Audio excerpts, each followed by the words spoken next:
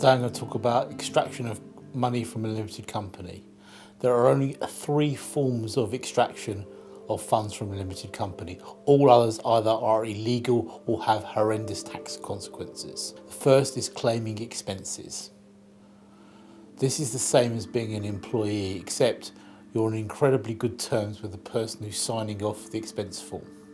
The only important criteria is that the expenses have to be wholly, exclusively and necessarily for your employment. So you should be able to therefore claim items such as travel, motor expenses, entertaining, using your home as an office, any stationery or any other costs that you have. And it's very important to make sure your record keeping is scrupulous, as every penny you save is potentially tax-free income into your pocket. The second form of extraction is one known to most people, which is PAYE. Except in this case, not only do you have to pay income tax starting at 20% and employees' national insurance of a further 12%, but let's introduce you to employers' national insurance, which is now 13.8%.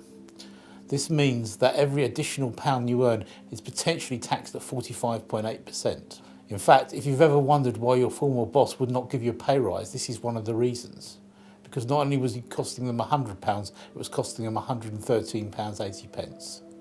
Therefore, many people who own their own limited companies often keep this sum to a minimum.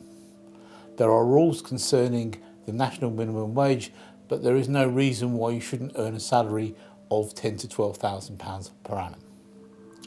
After these two methods, hopefully your company will still be very profitable. It will therefore suffer corporation tax at 20%, but then there will be monies available. It is therefore possible to take the third form of money in the form of a dividend. A dividend only requires the company shareholders to vote in favour of this. I'm reminded of a famous TV programme which represented the TUC when they had 4 million people voting for coffee. And it's not a dissimilar situation here where you put up your hand and vote for a dividend. Dividend can be a very tax effective form of extraction as long as it's done on a quarterly basis. There is no national insurance, and if you are a basic rate taxpayer, there is no further tax to pay. Alternatively, if you are a higher rate taxpayer, you will only have to pay additional rate at the end of the year at the rate of 25%.